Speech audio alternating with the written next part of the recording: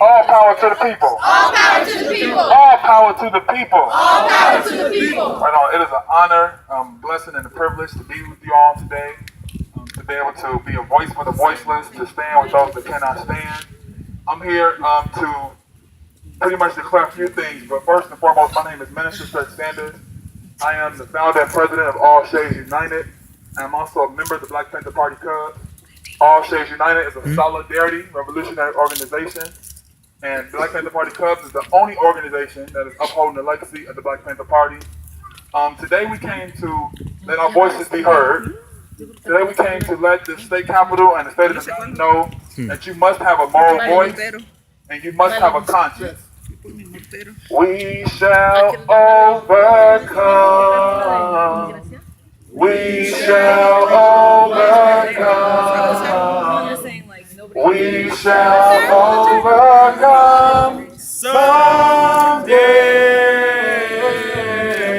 We said today that we want our voices to be heard so we can overcome. There's a couple of things we must overcome. We must overcome low wages. We must overcome poverty. We must overcome struggling. But in order for us to overcome, we must understand what's going on. What's going on is that there's a war out on black and brown people. There's a war that is out on oppressed people. And this is not a new war. And I'm sure a few times you heard the term war be used in America. They said it was a war on drugs. It was a war on poverty. It was a war on gangs. But we're very clear. We say it's only one war, and that is the war on the people. It's a war on us. Nothing else. It's a war on the people. This is not a new war. And like I said, it's not somewhere that's in Afghanistan or Iraq. It's right in America. I'll say the United States of oppression. Not the United States of America, because we ain't never been united. We always been divided. But today we want to come together with this here. So we understand what that war is and what it's doing to our people. To get you to understand, this war is really a tree. Not a tree of life or nothing like that, but the tree of death. The tree of evil, the tree of injustice, the tree of inequality. And within this tree, it's been growing for a long time now. The seeds have been planted since really African feet touched the soil in shackles. It's been planted since, I call them growers, attacked the native people of this land, forced them off their land and killed them. It's been growing ever since those same growers declared war with the Mexicans, forcing them to take their land, which was California, Texas, and so on and so on. This tree's been going on since then.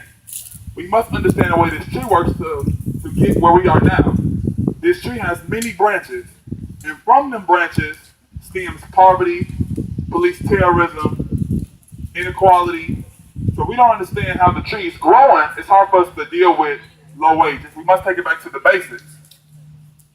Within this tree, we don't need to build walls. We don't need to see building walls and that type of talk. That stems from that tree. It all comes from that tree. We don't need inequality, injustice. So for us to deal with this, we must understand the biggest things what's going on. So as a member of the faith and freedom community, I come to get you guys to understand that with this tree, one of the biggest branches that we are facing within our community, the two biggest branches is poverty and police terrorism. Right. A lot of people say police brutality, but we're very clear that we're past it being brutal. It is terrorism. You must call a spade a spade. Also with poverty, because of the rise of mass incarceration, which was declared by the police and the government, you have a whole lot of people on the street, a whole lot of people in prison because of that, quote unquote, war on drugs and things like that. So we're very clear this stems from a tree. So as we're saying 5 to 15, it's the reason why we don't have 15 hours. It's all by design. To get you to understand this tree, I'm going to break it down in a system point of view. It's systematic racism. Within this tree, or within this system, are many things that flow from this system. Like I said, you have poverty, mass incarceration, police terrorism, and from that, that's what we are suffering, that's what we're being oppressed. A lot of us think that within this movement, we're trying to target only police terrorism. The movement is not just people versus police or police terrorism, because we understand they're doing what they were designed to do.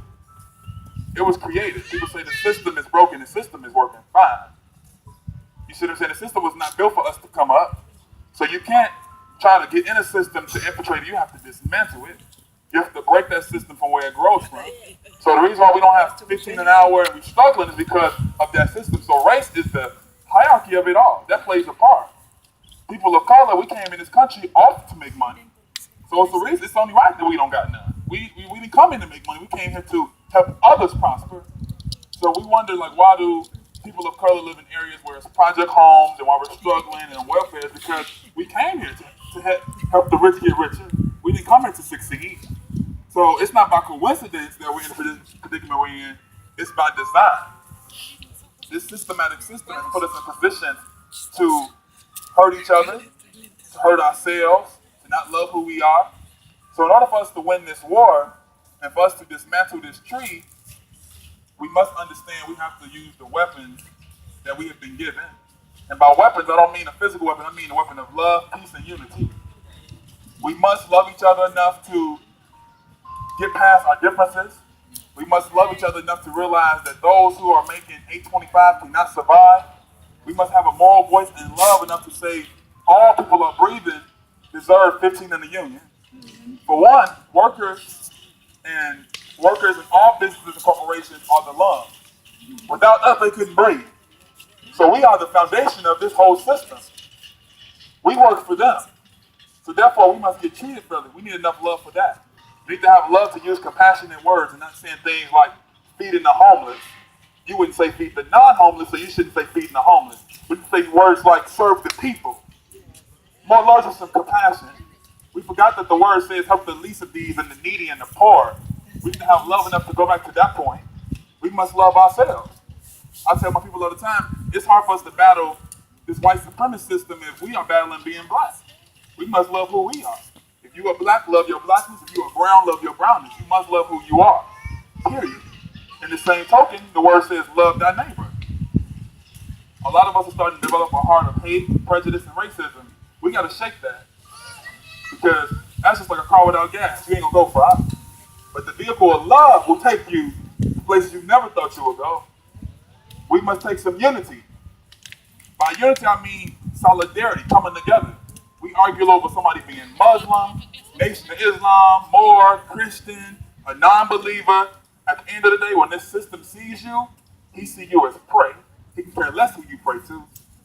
They praying on us, and we arguing on who we praying to. We must put that to the side and come together for the common goal. All of us can agree on one thing, and that's that we are being oppressed, we are not being paid fairly, and we are being treated unjust. We must take up the weapon of peace. We all know that this system has put us in positions to try to get us to hurt each other. Playing guns in the neighborhood, drugs, being destructive. But our go-to cannot be to use a physical weapon to hurt someone if we know this system has put us in positions to hurt each other.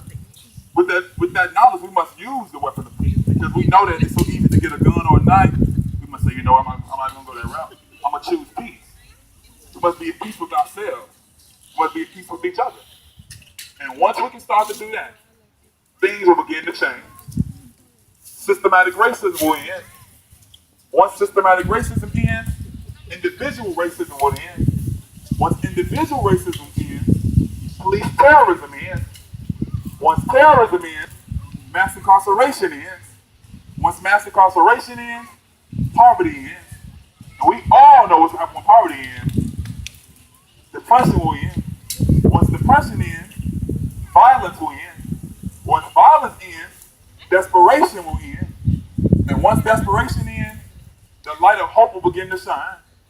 And once the light of hope begins to shine, it will become a belief that people of color in this country can live with the power and the ability to determine our own destiny.